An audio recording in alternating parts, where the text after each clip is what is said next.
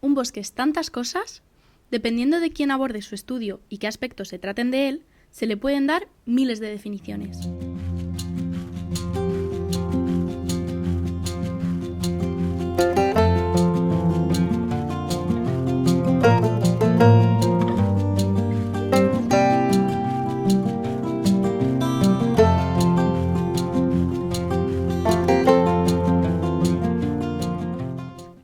La palabra bosque, al parecer, procede del griego boskas, que quiere decir algo parecido a lugar donde se extraen los alimentos y los principales recursos, lo que ya resalta su carácter imprescindible para los seres humanos. Una descripción clásica explicaría que el bosque es el ecosistema terrestre, dominado por árboles, que mejor aprovecha y distribuye la energía. Es un concepto amplio, pero muy relativo, pues los límites entre lo que es y no es un bosque a veces no están claros. El bosque es una asociación de árboles y otras especies vegetales y animales con una cierta organización espacial y una serie de interrelaciones. El suelo, las plantas, la fauna, el clima y el hombre son todo uno, y dan lugar a unos ciclos específicos de energía, agua, carbono, oxígeno y nutrientes. Es el ecosistema terrestre más complicado que existe. Los bosques tropicales o ecuatoriales solo son superados en complejidad, según los ecólogos, por los arrecifes de coral. El árbol es la unidad básica de un bosque. La palabra árbol procede del sánscrito urbara y significa tierra fértil. Los árboles, como individuos o especies, no viven solos, forman poblaciones y comunidades, y estas, a su vez, ecosistemas. Eso es precisamente un bosque, un ecosistema, y no un ejército de árboles alineados, clónicos y de idéntica edad. No confundamos un bosque con una plantación. Europa es pobre en variedad de árboles, solo 36 géneros. El mundo tropical es riquísimo en árboles. Solo en la selva colombiana puede haber más de 1.500 especies, más que en toda Norteamérica. Una hectárea de bosque tropical puede llegar a tener tantas especies de árboles como todas las que están presentes en la península ibérica. Del árbol casi todo se ha dicho, desde su utilidad material hasta su significado cosmológico para la especie humana.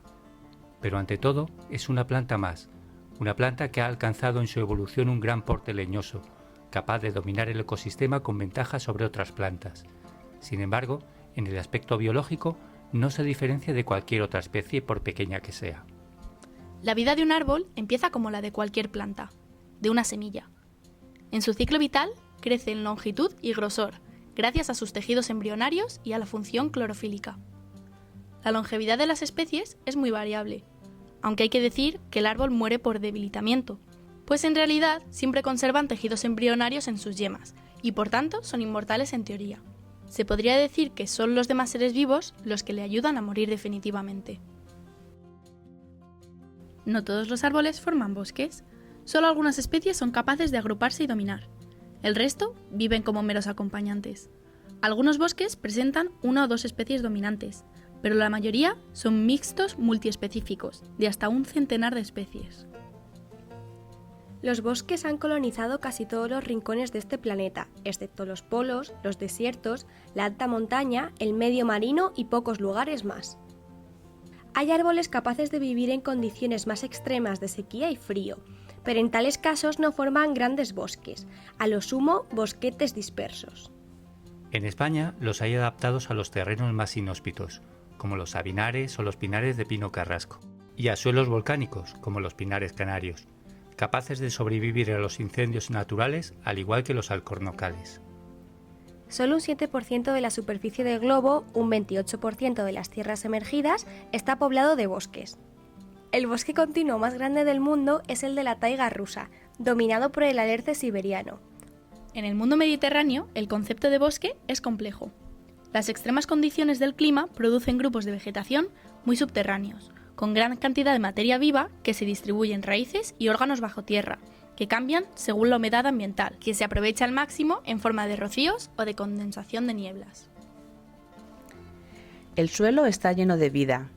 Se calcula que puede haber aproximadamente unos 300.000 millones de seres vivos por hectárea de suelo. De ellos, los más abundantes son los hongos y las bacterias. Los suelos atesoran la riqueza de los bosques.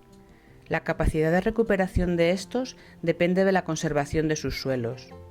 A medida que el suelo se degrada, las plantas menos exigentes ocupan el espacio y se llega a un punto en el que, perdida la diversidad original, el suelo se degrada definitivamente y la recuperación del bosque resulta irreversible.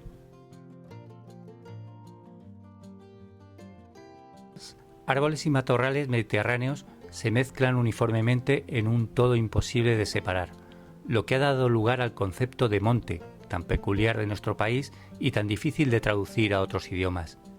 En él se abarca todo terreno poblado por especies vegetales que no esté cultivado, sea bosque, matorral, pasto, baldío o situaciones mixtas.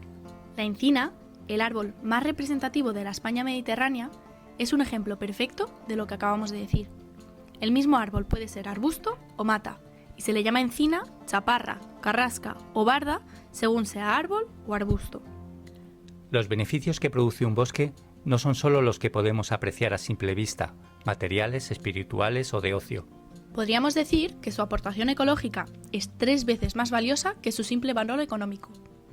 Los bosques evitan la erosión, hacen de reservorio de agua y favorecen la formación del suelo, entre otras cosas, y nada de eso se puede calcular en dinero.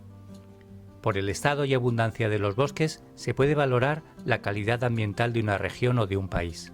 Se requieren unas condiciones climáticas mínimas para el establecimiento del bosque.